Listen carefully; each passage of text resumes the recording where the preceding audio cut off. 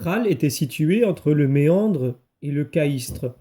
Saint Ignace avait reçu des fidèles de cette église les secours les plus abondants des mains de Polybe, leur évêque. Après les avoir remerciés de leur zèle et félicités de leur foi, il recommande d'éviter toute division pour ne pas donner occasion aux gentils de blasphémer le nom chrétien. Il les prie de lui épargner les éloges. Le louer, dit-il, c'est le flageoler. Il n'a qu'une crainte, c'est de n'être pas jugé digne du martyre. Il les exhorte à se tenir en garde contre les faux frères qui mêlent le nom de Jésus à leur erreur pour l'accréditer à la faveur de ce divin nom et qui prétendent qu'il n'a souffert qu'en apparence. Son affection se manifeste dans le début de cet épître. Ignace, surnommé Théophore, à l'Église chérie de Dieu, Père de Jésus-Christ, à l'Église sainte qui est à Tralles, en Asie, choisie de Dieu et digne de lui, jouissant de la paix par la chair, par le sang, par la passion de Jésus-Christ, notre espérance par la résurrection qui est en lui, salut, grâce, bénédiction abondante, c'est le souhait que je fais pour elle, en vertu de mon caractère apostolique. Je sais que les tribulations trouvent toujours vos cœurs aussi purs qu'étroitement unis. Et chez vous, c'est l'effet non de l'occasion, mais de l'habitude. Je l'ai appris de Polybe, votre évêque, qui m'est venu voir à Smyrne, d'après la volonté de Dieu et celle de Jésus-Christ. Il s'est réjoui avec moi de mes chaînes, de manière à mettre sous mes yeux, dans sa personne, la piété de toute votre multitude. Et moi, en recevant par lui ce témoignage de votre affection toute selon Dieu, je me suis réjoui de vous trouver tel que je vous connaissais, c'est-à-dire de véritables imitateurs de Jésus-Christ.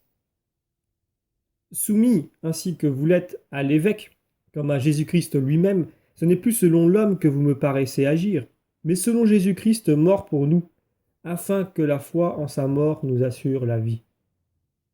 Non seulement ne faites rien sans l'évêque, mais soyez encore soumis aux prêtres comme aux apôtres même de Jésus-Christ, lui, notre commune espérance, lui en qui nous devons toujours vivre. Que les diacres, dispensateurs des saints mystères, ne négligent rien pour se rendre agréables à tous. Ils ont d'autres fonctions que celle de régler le boire et le manger. Ils sont aussi ministres dans l'Église.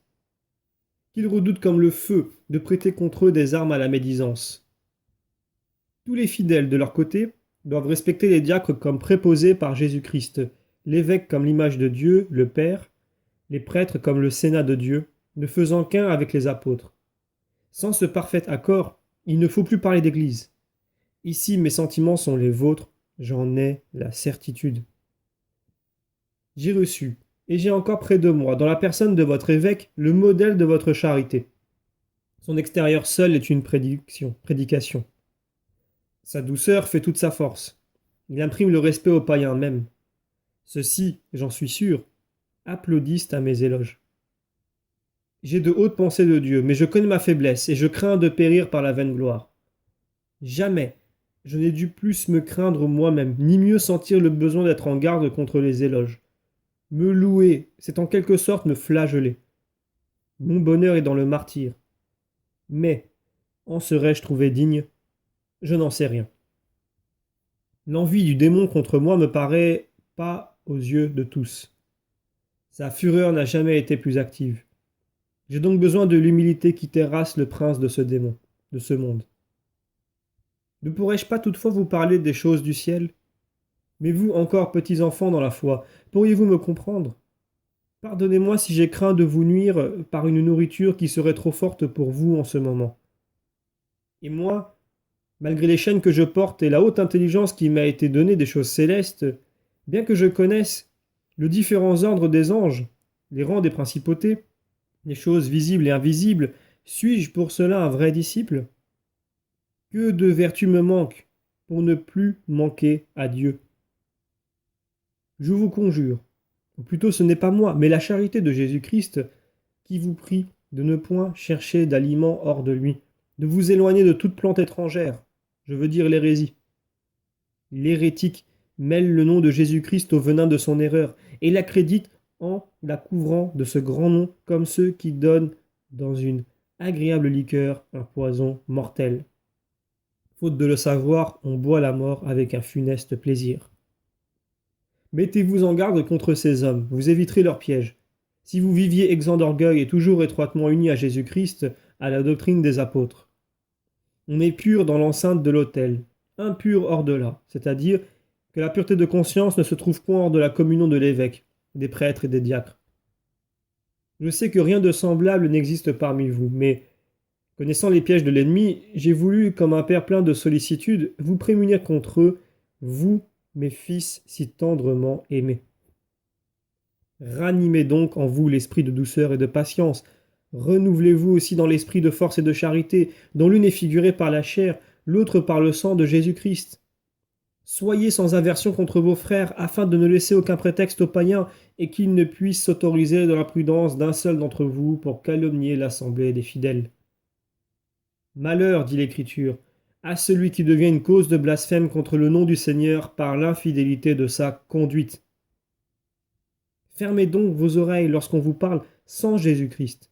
Né de la race de David et du sang de Marie, et véritablement né, puisqu'il a bu et mangé, véritablement persécuté, véritablement mort sur une croix sous Ponce Pilate, à la vue du ciel, de la terre et des enfers. Véritablement ressuscité d'entre les morts par la vertu de son Père, qui nous ressuscitera nous-mêmes en Jésus-Christ selon la ressemblance que nous aurons eue avec lui après l'avoir connu par le don de la foi, lui sans qui nous n'avons pas la vraie vie. S'il n'a souffert qu'en apparence, comme le disent quelques impies, c'est-à-dire les incrédules, qui ne sont eux-mêmes que de vains fantômes, pourquoi ces chaînes dont je suis chargé? Pourquoi ce désir de combattre contre les bêtes? C'est donc en vain que je vais à la mort? Mais non, je ne puis supposer le mensonge quand il s'agit de mon Dieu. Ne portez pas la main à ces branches mauvaises qui ne donnent que des fruits de mort. On meurt en effet aussitôt qu'on y porte les lèvres. Ce ne sont pas des arbres plantés par le Père céleste. S'il les eût plantés, on en verrait sortir des branches comme celles de la croix, donnant des fruits incorruptibles.